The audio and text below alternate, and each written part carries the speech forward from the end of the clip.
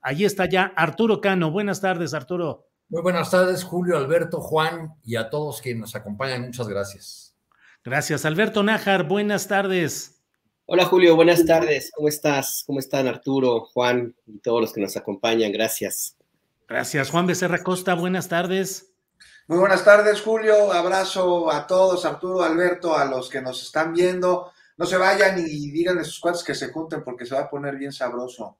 Se va a poner sabroso aquí todo el ambiente de todo esto. Veo que están muy cobijaditos. ¿Está haciendo ya fresquito allá en la Ciudad de México? Leve. Así es, ya descendió la temperatura, pero además ya sabes que acá en Chilangolandia somos muy delicados con respecto al clima.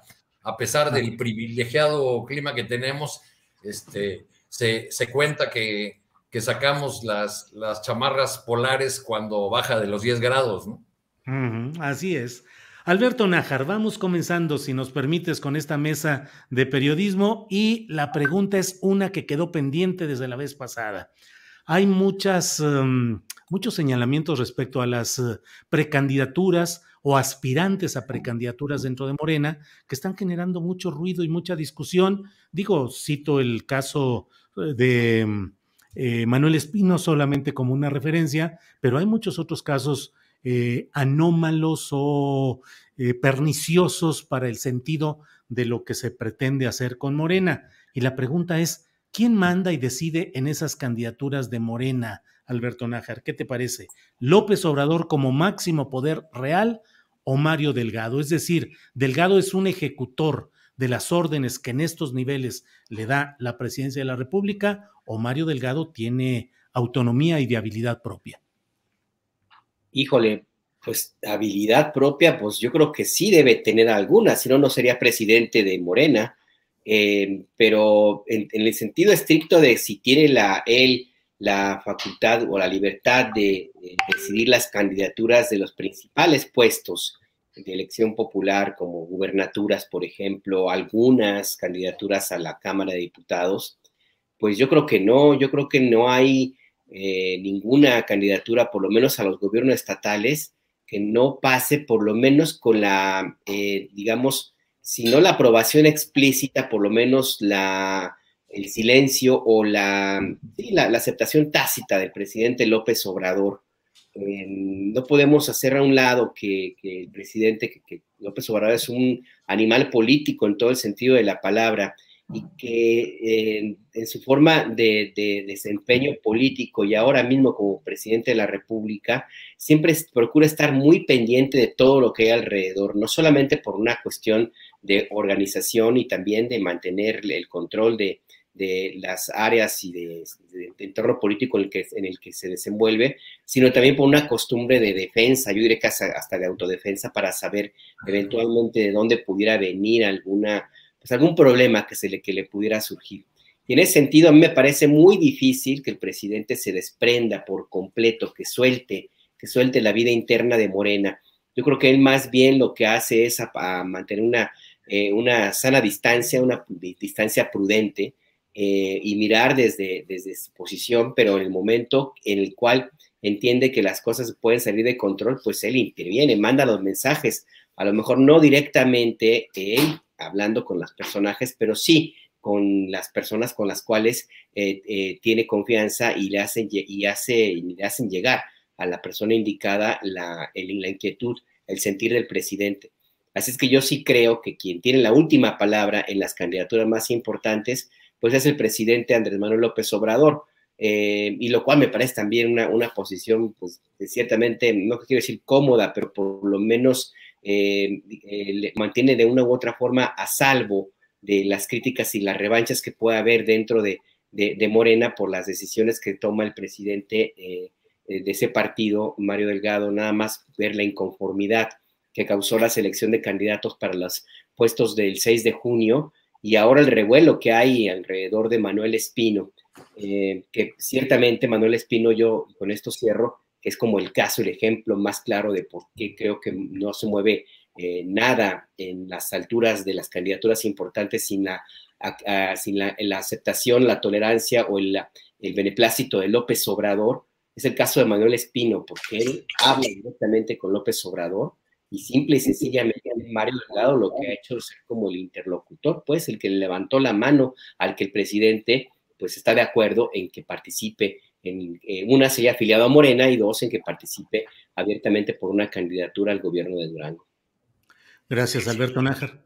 Arturo Cano, ¿qué opinas de esta pregunta aquí planteada precisamente de quién manda y quién decide en esas candidaturas? ¿El presidente de la República, Andrés Manuel López Obrador, o Mario Delgado? Pues es difícil rechazar la idea de que el presidente tiene un gran peso en las decisiones de las candidaturas y incluso en la manera de conducirse en general de Morena. Yo creo que Mario Delgado tiene algunos márgenes de autonomía, digamos, para candidaturas menores y tal vez para el acomodo de las listas, lo que explicaría, por ejemplo, el crecimiento singular que tuvo el Partido Verde en el número de sus legisladores, gracias a la mano de Mario Delgado, que favoreció a ese aliado en particular en 2018. Creo que es indiscutible que el presidente es la primera o la última voz, como se le quiera ver en la definición de candidaturas, y que eso es natural porque es el líder de su movimiento político, del movimiento que llegó efectivamente al gobierno, pero él es el líder incuestionable de este movimiento, y su voz tiene una gran fuerza. Cuando el día de hoy en la mañanera vuelve a hablar de que él apoyará a quien resulte ganador en el ejercicio de encuesta, refiriéndose a la candidatura presidencial, pues está reafirmando ese liderazgo político, porque él ha sido quien ha sostenido en contra de la opinión de otros dirigentes de Morena la defensa de ese método, del método de la encuesta para definir al candidato presidencial. Así lo defendió cuando se eligió a Mario Delgado como presidente de Morena. Entonces creo que sin duda tendrá algún margen Mario Delgado, y eso le ha provocado dificultades, problemas, confrontaciones con otros liderazgos del partido, pero la decisión, las decisiones vitales están en manos del liderazgo político del presidente de la República. Gracias, Arturo. Juan Becerra Costa, ¿qué opinas sobre esta pregunta de quién manda y decide en candidaturas importantes en Morena? ¿Si el presidente de la República o el presidente del Comité Nacional de Morena, Mario Delgado? Pues excelente pregunta, ¿no? Ya nos la hacíamos la semana pasada con el troyano de Morena. ¿Quién manda ahí? ¿Quién pone a los candidatos? Pues bueno, la gente decide, ¿no, Julio? Dice Mario Delgado, pero no sé. ¿O las encuestas? Sí, eso dice, pero no sé, esto es algo que dudo enormemente. No en todos los casos, ¿no? Al menos. ¿Quién pone a los candidatos? Es Andrés Manuel López Obrador, es Delgado. Son ambos, aunque en proporciones distintas en cuanto a importancia y relevancia política, con cantidad. O sea, el presidente tiene posiciones claves que no se discuten, no se cuestionan, que se cumplen. Delgado tiene lo demás, se lo dejan.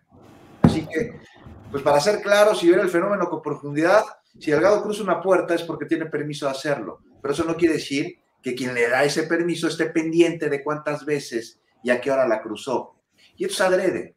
Me parece es parte de una estrategia de dejar que el partido fluya, pero no tanto como para comprometer posiciones clave.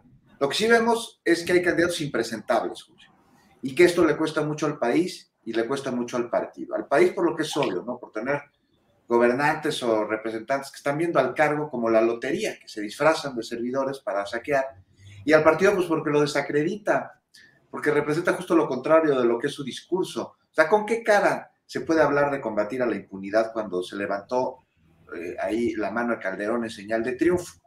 Y ahí lo tienes ahora, vestido de morena, cuando se fue cómplice de un fraude, de un narcogobierno. Es el caso de Espino. Ese pragmatismo solo va a terminar alejando la transformación a quienes la hacen desde fuera y también desde dentro. Y si no están viendo las muestras de repudio, pues hay que poner un ojo en ellas. O sea, ahí están clarísimas ante estos personajes. Entonces, pues por eso el voto masivo por Morena, que tanto se nos pide, pues debe de venir con el compromiso de que quienes estén en la boleta no sean iguales. O sea, recordemos una vez más cómo llegó Lili Telles al Senado. Gracias, Juan. Alberto Nájar, para cerrar esta parte de nuestra mesa de periodismo, pregunto a los tres, y empiezo contigo, Alberto, si el objetivo del Movimiento de Regeneración Nacional, convertido luego en Partido Morena, ha ido cumpliendo sus propósitos de regenerar la política y la sociedad mexicana con candidatos a las gubernaturas como los que tuvimos en este año, Alfonso Durazo, Marina del Pilar Ávila en Baja California, Víctor Castro en Baja California Sur, Laida Sansores en Campeche, Indira Vizcaíno en Colima, Evelyn Salgado en Guerrero, Rubén Rocha en Sinaloa, David Monreal en Zacatecas, Lorena Cuellar en Tlaxcala, Miguel Ángel Navarro en Nayarit, Ramírez Bedoya en Michoacán.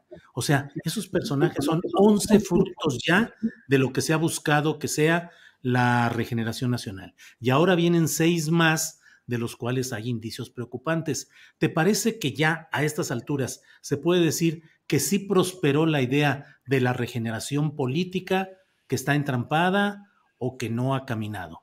Alberto.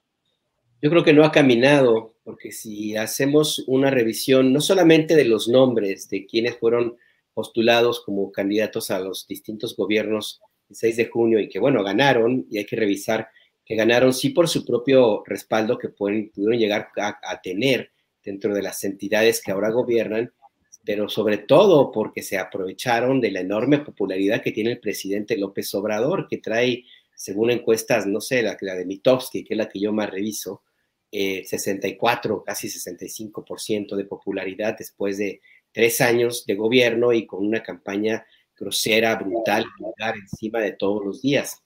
Así es que, pues digo, por ese lado, si vemos los nombres, pues no hay mucha tela de dónde cortar en el sentido de la regeneración, pero sobre todo si vemos la forma como fueron elegidos y las prácticas que se repiten dentro de Morena, pues la única conclusión que tengo es que es más de lo mismo, porque no veo ninguna oportunidad que se haya dado para buscar un método distinto, para darle oportunidad, por ejemplo, a jóvenes o a personajes de otro espectro que no sean los miembros de las mismas tribus o los mismos círculos en los cuales se han movido desde que eran PRD, desde que eran, algunos inclusive desde que eran parte de ese movimiento del Frente Cardenista, del Frente Democrático que contendió en el 88, Frente Democrático Nacional, en fin, no veo yo que haya una regeneración del uso del hacer política y tampoco veo la intención de cambiar las formas.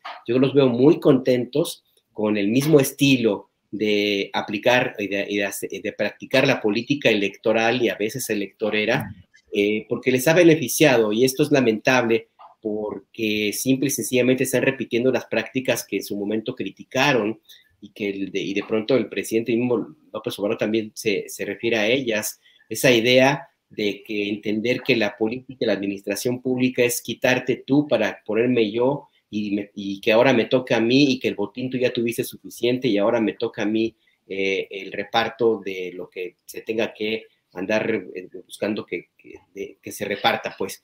Entonces no veo yo, Julio, que haya una regeneración en el hacer político, ni tampoco veo ganas ni intención. Yo sí lo veo, es que ni siquiera sé si estancado, porque si lo vemos, tampoco hay del otro lado nada que nos indique que el sistema político en su conjunto tiene ganas de cambiar y transformarse. Yo veo una repetición de lo mismito de hace décadas, nada más que con otro nombre. Gracias, Alberto. Paso a preguntarle a Arturo Cano, pero antes, mira, estaba viendo este tuit que le han estado dando mucha vuelta en las redes sociales. Es del 9 de mayo de 2015 y ahí Andrés Manuel López Obrador, en su cuenta de Twitter, dice: en Jalisco nos deslindamos del Movimiento Ciudadano porque, entre otras, ese partido tiene de candidato a Espino, presidente del PAN, en el fraude de 2006. Bueno, Arturo Cano, ¿qué opinas? ¿Se han ido cumpliendo satisfactoriamente, a medias, o está estancada la propuesta de regeneración nacional en el ámbito político? Si vemos las candidaturas que llevó al poder, 11 de ellas este año Morena. Si vemos Jaime Bonilla en Baja California, Cuitláhuac García en Veracruz, Miguel Barbosa en Puebla, y los jaloneos por nuevas candidaturas. ¿Crees que esa regeneración política se ha cumplido satisfactoriamente a medias o está entrampada? El presidente ha dicho una y otra vez que no se trataba el cambio, la transformación de un quítate tú para ponerme yo.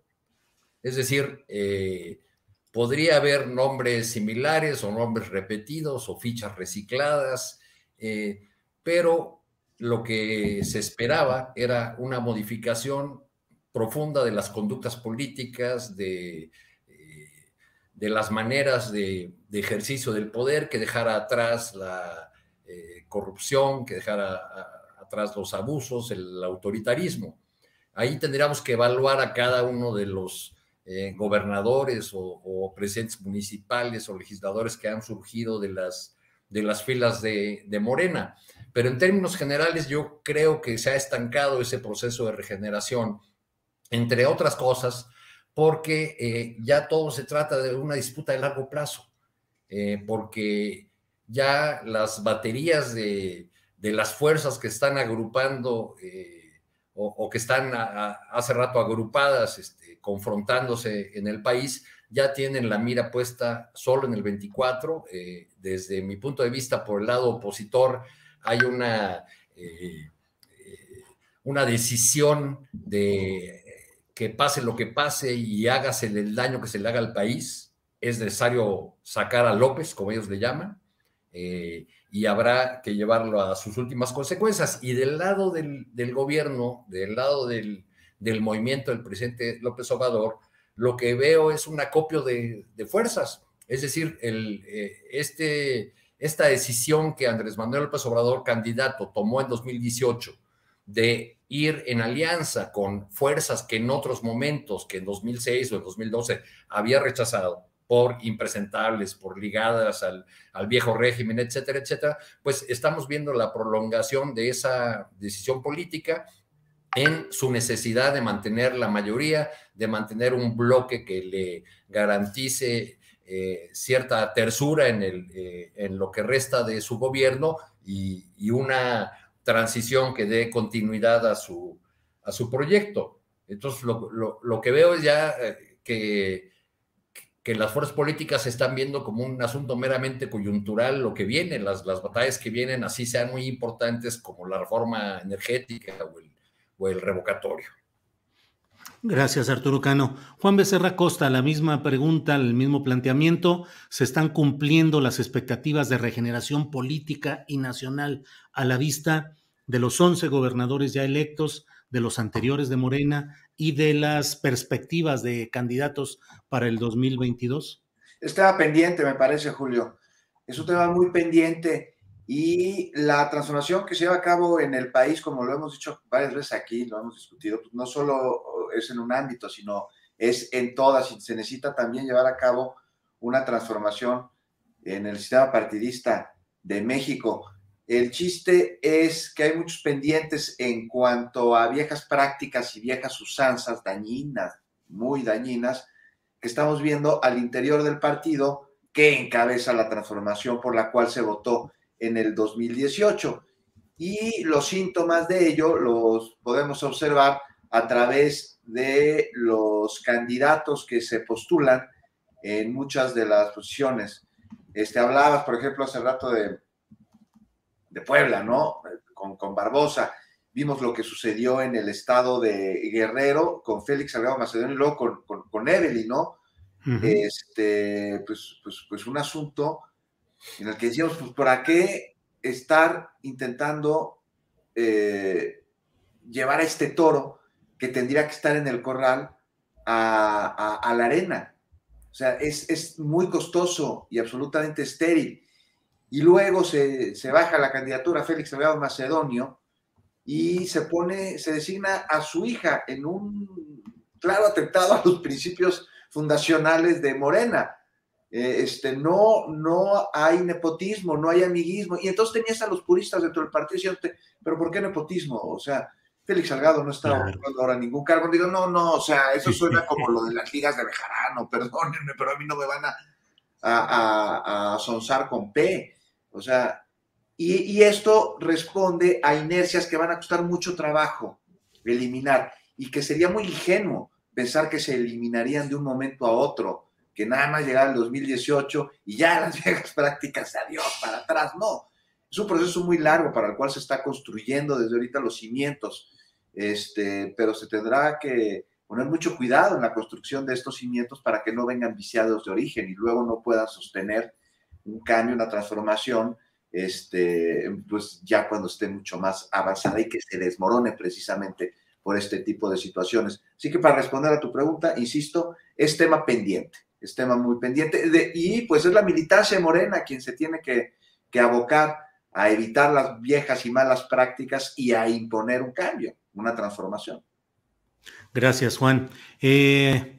Bueno, Alberto Nájar, para pasar a otro tema, aunque pues todo está ligado realmente, pero sigue la discusión acerca del presupuesto del Instituto Nacional Electoral para el ejercicio de revocación de mandato que estaría en riesgo, dado que dice el INE que no tiene con dinero para realizarlo, y desde luego está el empuje de los grupos relacionados con la 4T que quieren que se realice y que critican pues el despilfarro y los gastos del INE. En general, este tema del INE, el presupuesto, sus gastos, el ejercicio revocatorio, ¿qué opinas, por favor, Alberto?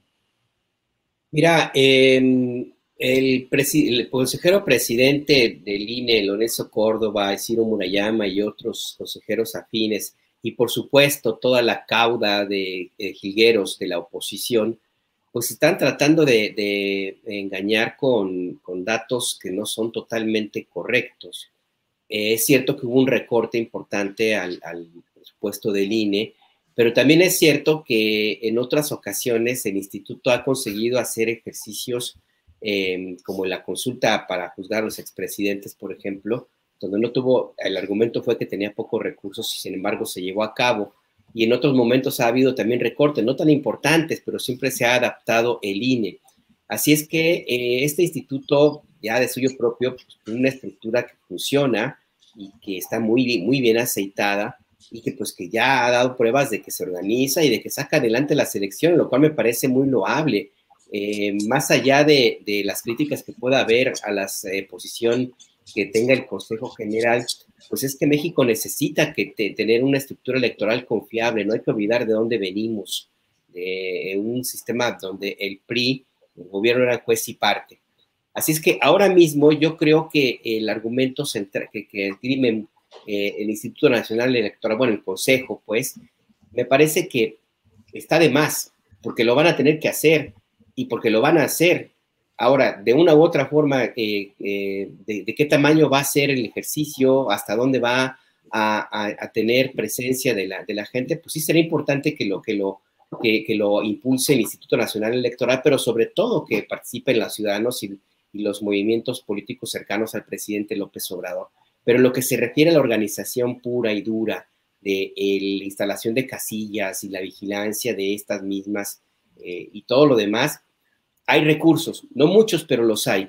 Y el instituto puede hacer un ejercicio de revisión de en qué está gastando y pues hacerlo, utilizar esos recursos que están utilizados de otra manera para este ejercicio que me parece que es muy importante, inclusive para tratar de rescatar un poco el prestigio tan cuestionado del Consejo General del INE. Y no me refiero nada más a bajarse el sueldo de los consejeros, que ojo, si tomamos en cuenta la cantidad de dinero que se le asignó en el presupuesto, pues el bajarse el sueldo, cancelarlo del Consejo General, pues es nada, comparado con todo lo demás que tiene y los gastos que tiene el INE. Yo echaría más bien una mirada a esos más de 5,800 millones de pesos que se destinaron este año que viene para los partidos políticos que reciben recursos, haya o no haya elecciones. Y pues los partidos no han demostrado que tienen un nivel de debate y de posicionamiento político a la altura del dinero que reciben. Entonces hay que hacer una revisión. Sí, los sueldos son escandalosos, claro que sí, pues en un país donde una buena cantidad de millones y millones ganan bien poquito, pues es un tema que suena a escándalo, pero hay que revisar también toda la estructura política que está atrapada por los partidos políticos y por estos partidos políticos, que me parece que hay que también revisar la función y el debate, el nivel de la educación política, que es también una de las tareas de estos organismos, Julio. Gracias, Alberto. Arturo Cano, el mismo tema de INE, presupuesto, gastos, revocación, y preguntarte también si crees que este debate que se está abriendo fuerte podría desembocar, no sé de qué manera y con qué procedimientos, pero si podría desembocar en algo que realmente modificara el sistema de partidos en cuanto a sus gastos excesivos, en cuanto al exceso de gasto para la vigilancia electoral, en cuanto a una mayor apertura ciudadana, en fin, el hecho en sí, pues, de lo que pasa en el INE y qué consecuencias podría tener, Arturo Cano. Pues no se le ve ganas a ninguna de las fuerzas políticas a entrar al tema de la reforma electoral que tanto... Me puse ingenuo, perdón, ¿no? Es cierto. que tanto esperábamos o suponíamos que se iba a dar una reforma electoral. Es decir, el presupuesto del INE ha venido a convertirse en el debate público en una suerte de fetiche, ¿no? Ya no es una discusión sobre los privilegios de los consejeros, sino es la última trinchera de la lucha en defensa de la democracia, ¿no? Para algunos. Pero cuando se da esa discusión sobre los dineros y los presupuestos, no se discute la necesidad de legislar, ya no digamos para reducir las participaciones de los partidos que se llevan gran parte del presupuesto del INE, sino tampoco, y creo que sería igualmente importante, para agarrar el toro por los cuernos y enfrentar la presencia de dinero irregular en las campañas, que todos sabemos que sigue existiendo. O sea, somos una democracia sobreregulada porque venimos de un pasado de fraudes electorales, pero todo el conjunto de reglas e instituciones que hemos creado no nos ha permitido tener, a pesar de lo onerosa que ha resultado, no nos ha permitido tener un árbitro confiable, un árbitro aceptado por las partes, que ahí reside la confiabilidad de un árbitro, ¿no? Hay una parte, sea como sea, que rechaza al árbitro, que lo acusa de parcial, y el árbitro se escuda en el argumento de que pues yo no puse estas reglas, esas me pusieron y yo tengo que trabajar con ellas y para ello necesito estos recursos. Hay una discusión ahí desde el lado oficial, se argumenta que sí tienen recursos suficientes, que podrían echar mano de otros fondos que tiene el instituto. El instituto dice que no puede usar, por ejemplo, los fideicomisos porque fueron creados con fines específicos, sino que no puede meterles mano. En fin, el caso es que estamos a unos meses de un ejercicio de democracia participativa inédito y no podemos ni siquiera tener claridad todavía sobre de qué manera la institución encargada de hacerlo va a llevar a cabo este ejercicio, que por lo demás ya ha comenzado desde los esfuerzos del lado de Morena, pues ya tienen, nada más basta que se echen una caminadita por las calles para que vean a los promotores, a los que ya andan recogiendo firmas y los letreros de ratificación de mandato, que ha sido una de las críticas también desde el lado de opositor, que afirman que ratificación no existe en la ley, que lo que hay es un proceso de revocación. Naturalmente, los promotores los defensores del presidente están promoviendo que este ejercicio va a ser para ratificarlo en su mandato, para renovar su legitimidad, para darle un segundo aire. Y bueno, en esa discusión estamos abandonando los temas importantes, porque pues parece que no va a haber reforma electoral dados estos desencuentros legislativos que hemos tenido en los últimos días. Gracias, Arturo Cano. Juan Becerra Costa, ¿qué hacemos con el INE, Juan? ¿Qué hacemos? Uy, pues no sé, Julio. Mira, una reforma de entrada, pero al interior del instituto, pues sería un anacronismo, por eso necesito una reforma, ¿no? Un anacronismo con el que pues sus consejeros se niegan, ¿no?, a avanzar a la época y al contexto actuales, y con ello lo que están haciendo es que se están aferrando a un estilo lleno de abusos y dispendios que ya no va. Resulta triste, por decirlo menos, que el instituto que está encargado por velar, por proteger a la democracia, sea hoy percibido por la mayor parte de la ciudadanía, esa de a pie, no la de las encuestas a modo de las que habla Lorenzo Córdoba, lo perciben como un ente alejado del pueblo, como un lugar en el que unos pocos tienen a costa de muchos privilegios dignos de una corte monárquica. Pero ¿qué te parece de la opinión?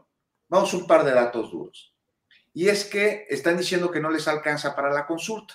Y en entrevista el día de ayer a mi compañera Azul Alzaga y a mí en Capital 21, el consejero Ruiz Saldaña afirmó que el costo de una consulta de revocación de mandato es igual al de una elección presidencial.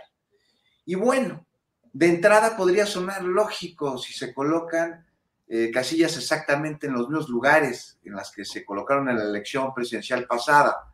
O sea, es decir, unas 162,000 a lo largo del territorio nacional, más o menos.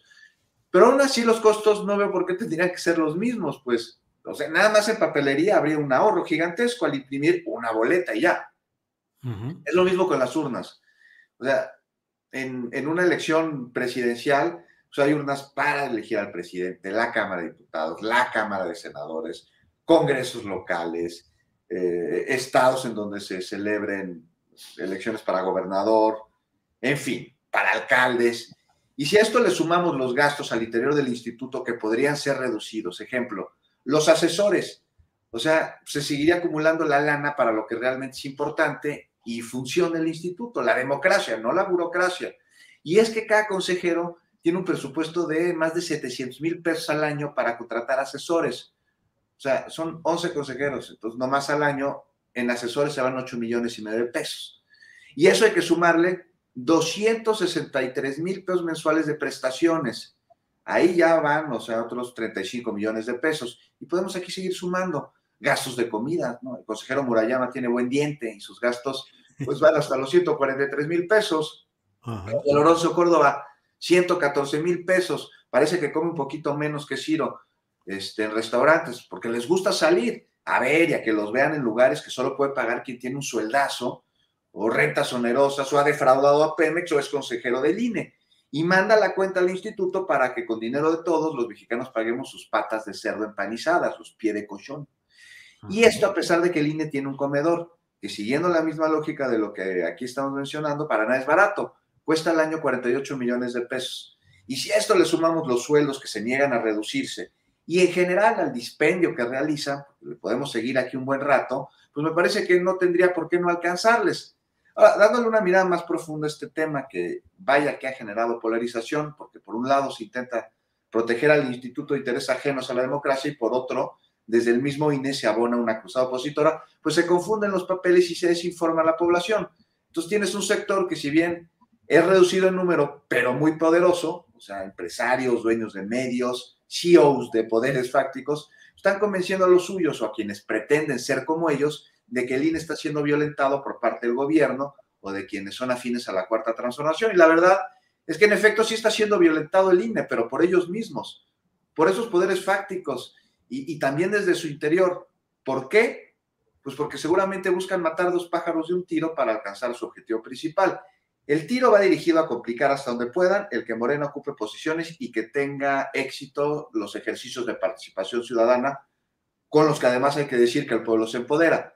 Y otro tiro es provocar a quienes están con la Cuarta Transformación. Y ambos tiros traen el objetivo de detenerla, de que no avance, de que fracase. Ya si quieres luego hablamos de todo lo que están haciendo para recolectar firmas para la consulta de revocación del mandato. Está complicadísimo, Julio. O sea, los receptores de firmas la tienen muy complicada y les tiran sus firmas a la primera.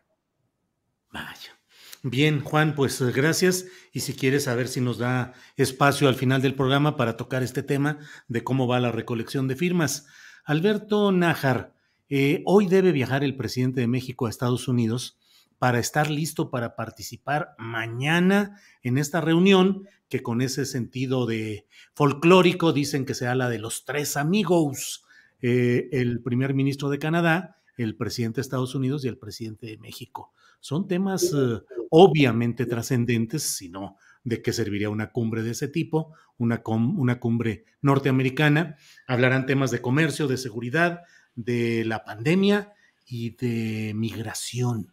¿Qué opinas de ese viaje? ¿Qué expectativas, qué cosas positivas o negativas podemos esperar de esta reunión, Alberto? Pues mira, hay que partir de la base, creo yo, que esta decisión del presidente Biden de convocar a esta reunión presencial obedece en una buena medida a una decisión de política interna. No las trae todas consigo Joe Biden y mucho menos Kamala Harris. Han sido muy, muy cuestionados por algunas de sus decisiones. Y una de ellas tiene que ver con el tema de la migración, por ejemplo, que a pesar del cerco militar que estableció el gobierno del presidente López Obrador en el sureste y la utilización de un promedio de 28.500 elementos de todas las Fuerzas Armadas para contener a los migrantes, pues siguen llegando muchísimos hacia a territorio estadounidense. Y el mismo presidente Biden pues ha tomado algunas otras decisiones de política económica, por ejemplo, que no han sido bien vistas por los grupos empresariales de ese país. Así es que necesita él de reflectores, necesita tomar algunas decisiones de política que le ayuden a contrarrestar esta caída en su popularidad. ¿Hasta dónde invitar a Trudeau y a presidente López Obrador a Washington para una conversación le puede servir? Habrá que ver con quién quiere tener un acercamiento, quizá con la comunidad mexicana, quizá tratar de mandar el mensaje a sus propios correligionarios de que va a regañar al presidente López Obrador o de que va a establecer alguna posición un poco más dura en términos de la migración. Al final del día yo no veo que pueda haber mayores expectativas para México, pues, de lo que ya ha habido hasta ahora, porque el presidente López Obrador ha hablado con muchísima frecuencia de lo que llama una buena relación con el presidente Biden, y ha habido respaldo, apoyo en temas, por ejemplo, como las vacunas que se han donado a México, que han sido también muy importantes. Tampoco es que dieran paso sin guarache y que sean almas de Dios los gobiernos estadounidenses. Lo hicieron para proteger su propia frontera, justamente porque pues, estaban cruzando muchísimas estadounidenses todos los días a pesar de las restricciones y el riesgo de que hubiera algún problema con la pandemia, pues estaba allí. Tampoco veo como algo muy, muy desinteresado, pues, el posicionamiento que ha tenido Biden en otros aspectos. No creo que esté muy contento, por ejemplo, con la colaboración poca que ha tenido el gobierno López Obrador en tema de seguridad, por ejemplo, las restricciones que puso a los agentes de las áreas de seguridad estadounidense que tenían puerta abierta, manga ancha en otros gobiernos. El caso Cienfuegos, por ejemplo, que pues de una u otra forma está allí también metido dentro de la discusión política de Estados Unidos. Así es que pues yo no veo que pueda haber más allá de temas que puedan en términos efectivos y reales un beneficio para México. Así es que pues sí, qué bueno que va el presidente después de este discurso que dio en la ONU, y me parece que pues, llega bien posicionado, llega con buenas cartas credenciales y llega con un regalito, la detención de la esposa del Mencho, de Rosalinda González, y otros elementos también por ahí en temas de seguridad, y por supuesto las cuentas de la despliegue militar en la frontera sur, que no hay que quitar la mirada, Julio, es algo inédito, no ha habido tantos elementos militares en una tarea de esa naturaleza en la historia de México. Cierto, Alberto, gracias. Arturo Cano, ¿qué opinas de la visita del presidente de México a esta reunión en Washington con el presidente de Estados Unidos, el primer ministro de Canadá? ¿Qué podemos esperar, positivo o negativo, de esta reunión, Arturo? Pues podemos esperar un pronunciamiento correcto, políticamente correcto, que hable de colaboración, de puntos de acuerdo respecto de los grandes temas que involucran a las tres naciones. Lo que quiero decir con esto es que no vamos a tener lo que nos han anunciado los expertos en la relación bilateral desde que comenzó el gobierno de Andrés Manuel López Obrador, porque yo no sé si ustedes estarán de acuerdo, pero han han dicho una y otra vez que la relación es pésima, que el gobierno de Estados Unidos no confía en el de López Obrador y que va a presionar en varias áreas. Han dicho que todavía no le perdona no haber hecho una felicitación expedita cuando fue electo Biden, etcétera, etcétera. Ni ninguno de los augurios de los expertos en la relación bilateral o de los otrora expertos se ha cumplido. Creo que ya repasó Alberto la agenda o los temas. El mismo presidente en la conferencia mañanera anunció cuáles serían los temas que se abordarían, principalmente los relacionados con salud, seguridad y inmigración. Dijo incluso que no se abordaría el tema de la reforma eléctrica, pero que él estaba listo para plantearla. Entonces, pues ahí, si eso ocurre como lo anunció el presidente mexicano, pues veremos que Estados Unidos está optando por una estrategia en dos vías, porque mientras hay silencio o al menos no se aborda públicamente el asunto en la cumbre de los tres mandatarios, acá ha andado muy activo el embajador Ken Salazar, hablando sobre las preocupaciones que su país y que los empresarios de su país tienen respecto de la reforma eléctrica propuesta por el presidente de la República. Bien, Arturo, gracias. Juan Becerra Costa, ¿qué opinas sobre esta visita del presidente López Obrador a Estados Unidos? ¿Qué podemos esperar en lo positivo, en lo negativo? Pues no sé, Julio, después de 5 años se da, ¿no? Los tres amigos y sí, por primera vez entre el presidente López Obrador, Biden y Trudeau. Y sobre la reunión, no sé, igual y será más interesante lo que sucede en las reuniones privadas que sostendrá el presidente sí, con ellos. Claro. Y es que para la reunión de la cumbre de líderes de América del Norte, que así le pusieron, pues ahí están los temas, ¿no? Muy claros, programados, COVID, seguridad, migración, financiamiento, desarrollo, muy en el sentido de la equidad, algo que el presidente de México ha puesto en la agenda desde hace rato y que sí me parece que se debe destacar. O sea, ¿cuándo habían visto ustedes que la batuta sobre parte de la temática en una reunión de este tipo se llevara pues, a través de la mano del presidente de México? Y es justo por ello que va a ser una reunión muy distinta a lo que estábamos acostumbrados en el pasado y que, pues, fuera de los círculos del poder era desapercibida, ¿no? La población no se interesaba en el discurso de un presidente de México en una visita como esta al extranjero. Y ahora sí, porque hay sustancia en lugar de protocolo, ¿no? Y en materia de política exterior, pues Estados Unidos sigue siendo el mismo, con todo el episodio Trump, pero sus intereses son los transfronterizos, lo siguen teniendo muy claros. Canadá también, México ha cambiado, por ello me parece que justo será en estas reuniones privadas bilaterales que se va a dar lo más interesante y tal vez el punto de tensión sea la reforma eléctrica, cuyos beneficios pues va a ir a promover el presidente López Obrador y a la vista, pero también hay que acordarnos que estos beneficios que ahí están, pues atentan contra intereses de empresas de allá del norte y son intereses poderosos, de esos que incluso son hasta religión, ¿no? In God We Trust tiene escrito el salvoconducto norteamericano por definición, el billete del dólar.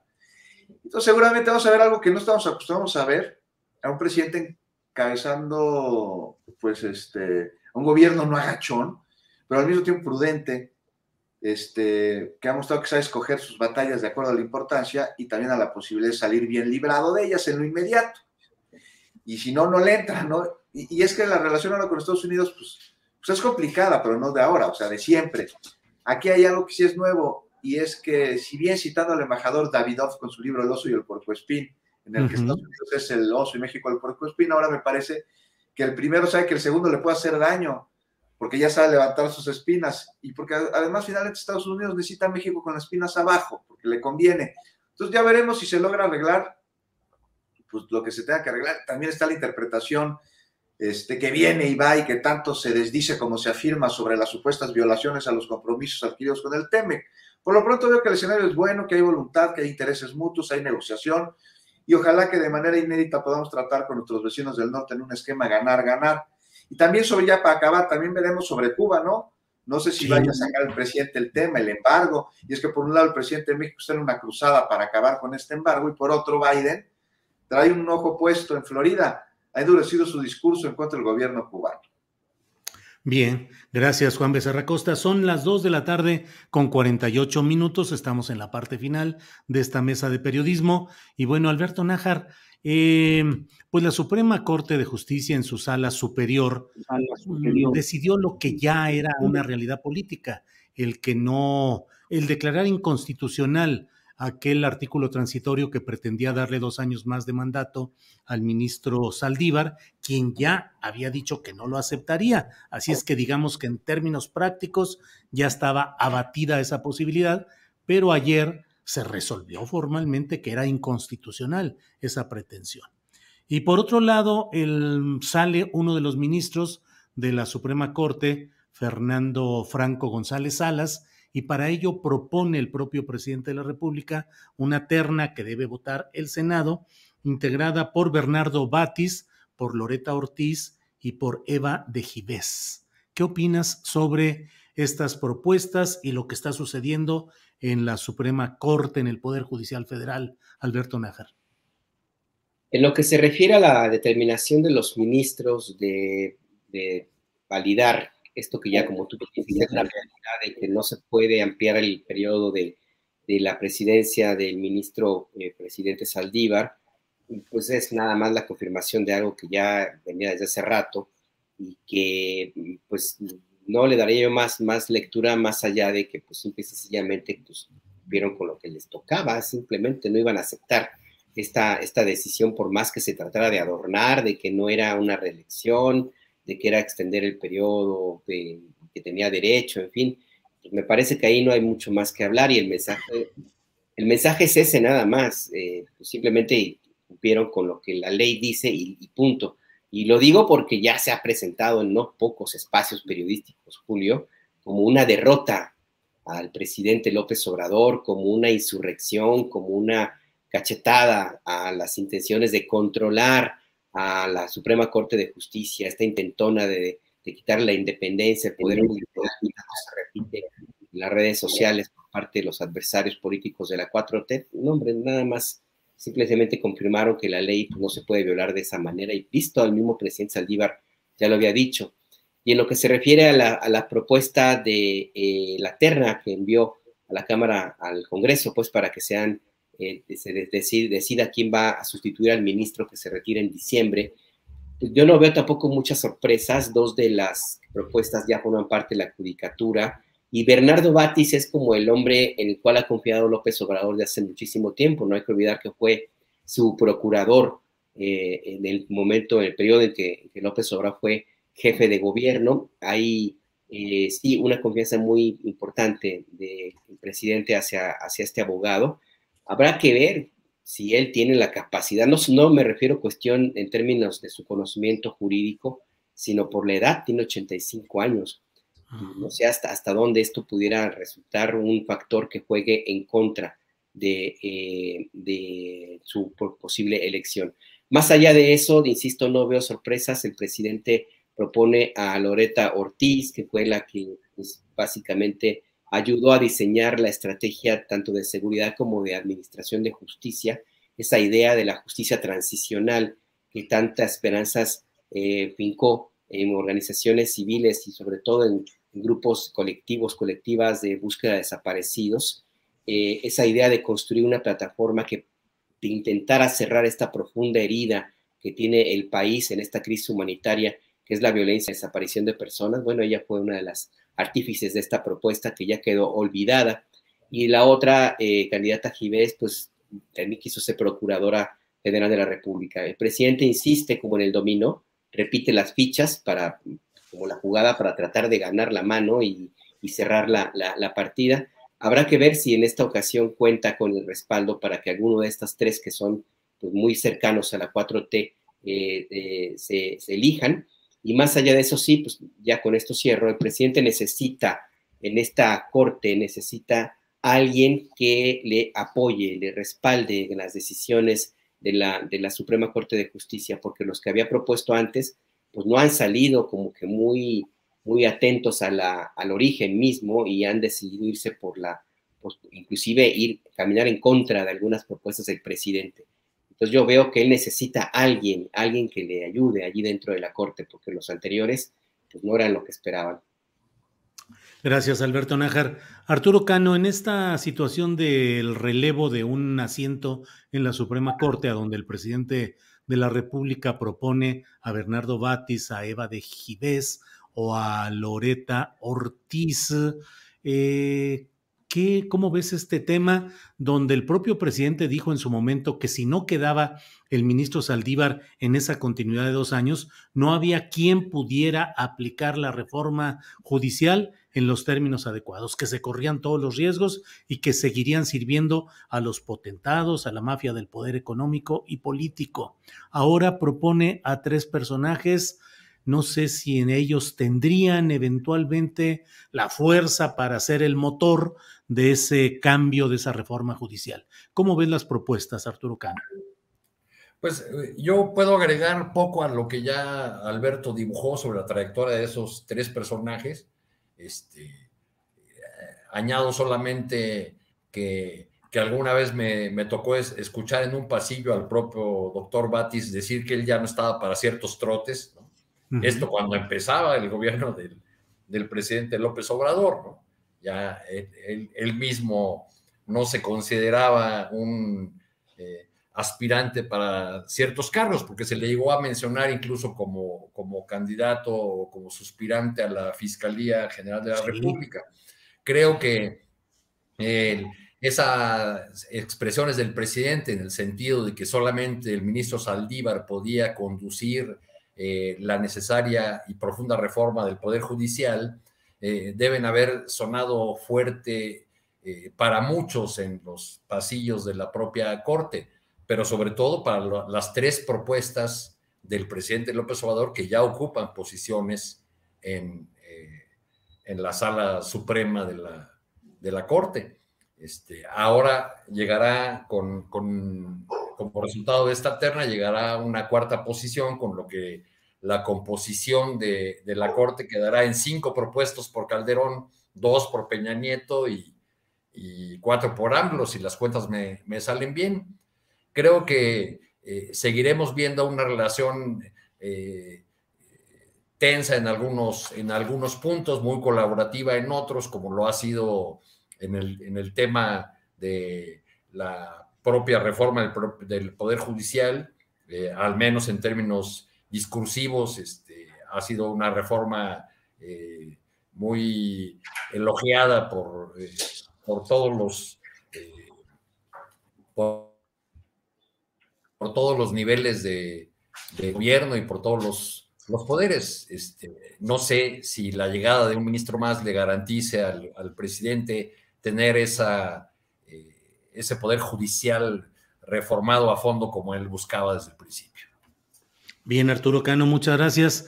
Juan Becerra Costa, estamos ya en la parte final del programa. ¿Qué opinas sobre este tema del relevo de un asiento en la Suprema Corte de Justicia y las candidaturas de quienes hemos estado hablando? Los 3 miembros de la Judicatura Federal actualmente propuestos por el propio presidente de la República. Es decir, estos 3 aspirantes a ser ministros de la Corte ya son hoy miembros del Consejo de la Judicatura Federal. ¿Qué opinas de todo esto, Juan? Pues voy a ser muy, muy, muy breve. Me parece que Alberto y Arturo pues ya fueron muy, muy claros en ese sentido. A veces la tercera es la vencida para Loreta Ortiz, ¿no? Ya fue propuesta antes. Entonces, me parece que lo haría muy bien ella. Y cuenta con amplia experiencia, también en temas de derechos humanos y electorales, así que no vendría nada mal de acuerdo al contexto de nuestro país. Hablamos de una posible reforma en materia electoral. Pues Batis, intachable también su trayectoria. No se habla mucho de Eva Verónica de Gibés, y me parece muy interesante. Ella fue defensora de oficio, lo que sin duda pues, le ha de haber hecho conocer de primera mano el sistema jurídico mexicano, sus pantanos, sus carencias. También fue ministerio público, tiene visión amplia desde las 2 caras de la moneda. Juez, magistrada, te digo, un perfil pues muy interesante. Y bueno, pues han sido, como era de esperarse, estos 3 perfiles criticados por parte de la oposición. Pero a mí lo que me llama la atención es por qué los están criticando. Porque tienen una relación cercana, cercanísima, dijeron, con el presidente. Pues sí, ¿no? ¿Qué esperaban? O sea, alguien lejano a él en la terna, Sí, no tienen problemas con la trayectoria de ninguno de ellos. No los van a vetar, también dijeron. Pero son cercanos al presidente, caray. Y bueno, pues al no tener elementos para cuestionarlos como posibles ministros del máximo tribunal de justicia de nuestro país, salen con eso. Y en fin, ¿qué otra cosa se podía esperar de una oposición que carece de argumentos? O sea, pues ya vieron que hasta la semana pasada se disfrazaban, o como Margarita, ¿no? Profieren frases sin ningún sentido alguno, Julio. Bien, pues gracias, Juan Becerra Costa. Nos queda una partecita de un minutito en alguna cosa que quieran agregar, Alberto Nájar, cualquier agregado cultural, político, sociológico, personal, lo que quieras, Alberto. Nada más resaltar la coincidencia, extraña coincidencia de la captura de la esposa de Nemesio Ceguera, el mencho de Rosalinda González. Ayer, bueno, habrá sido el lunes que fue capturada, ayer se dio a conocer pues ya su reaprehensión, y me llama la atención porque ella ya había sido detenida en 2018, creo, y fue liberada y tenía que ir a firmar cada semana, y la orden que se le giró fue porque no estaba yendo a firmar al juzgado, y se dieron cuenta apenas de que no iba a firmar esta señora. A mí me parece muy extraño, y yo no creo en las casualidades, nada es por generación espontánea. Es de buena educación llegar a una casa que te invita con algún presente, una botella de vino, unas flores, pues en este caso una orden de aprehensión ejecutada contra este personaje que es importante en la estructura del cártel, actualmente el más violento que hay en México, y ojo, contra el que el gobierno de Estados Unidos tiene una cacería implacable en su territorio y que le ha declarado prácticamente la guerra. Así es que, pues sí, Andrés Manuel llega con un regalito, un presente, unos chocolatitos. Pues sí, a ver, Alberto, a ver si no hay una reacción en ese grupo del que estamos hablando. Ya la hubo.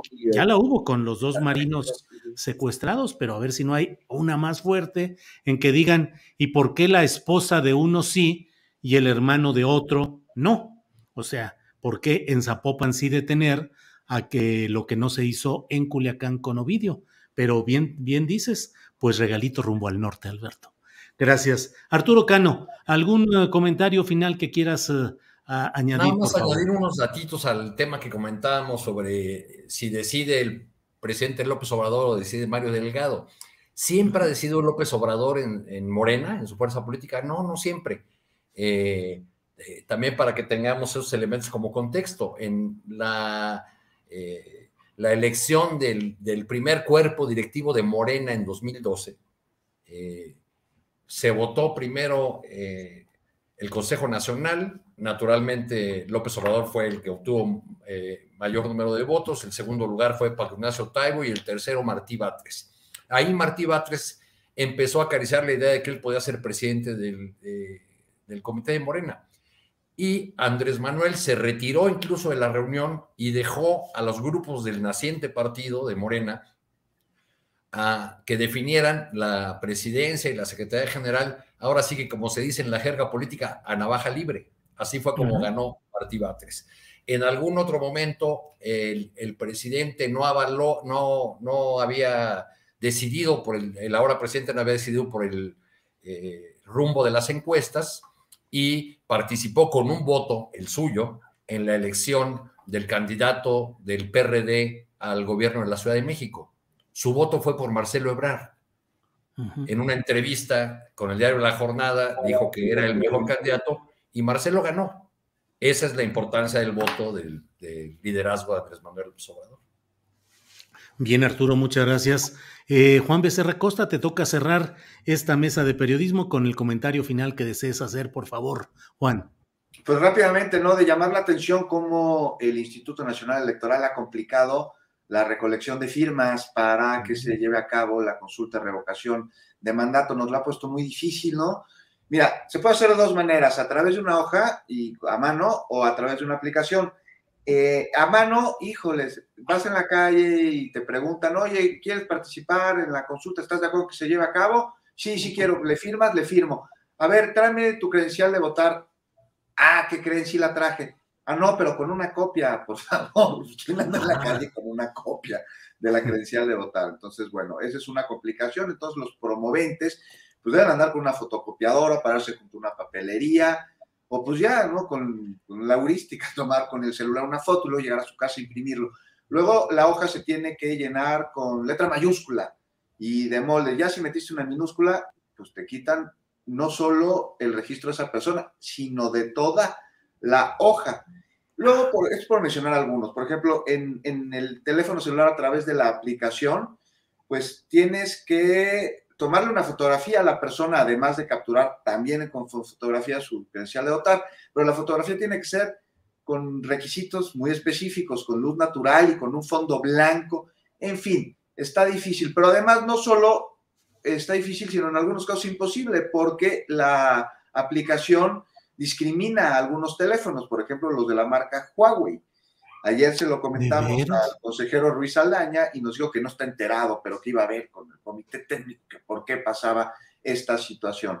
Entonces, pues ahí no están muy pendientes, y si uno quiere llevar a cabo la consulta, quiere participar, sin importar si uno está de acuerdo o no, en un sentido o en otro, pues es un ejercicio de participación ciudadana que me llama mucho la atención, es boicoteado por quienes se hacen llamar demócratas y complicado por el instituto que precisamente tiene como función abonar y velar por la democracia en nuestro país, Julio. Bien, Juan, pues además, con el agregado de que aún no se emite la convocatoria formal por parte del INE para este ejercicio y están jugando o al menos esbozando la posibilidad de que si no hay el dinero no van a lanzar esa convocatoria, lo cual va a ser pues una discusión jurídica y práctica y operativa complicada, Juan. Pues muchas gracias. Gracias, Alberto Nájar, y buenas tardes.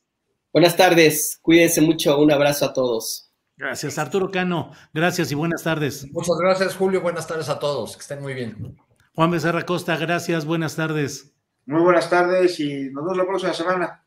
Sí, señores. Gracias. Buenas tardes a los tres. Esta ha sido la mesa de periodismo de este miércoles 17 de noviembre.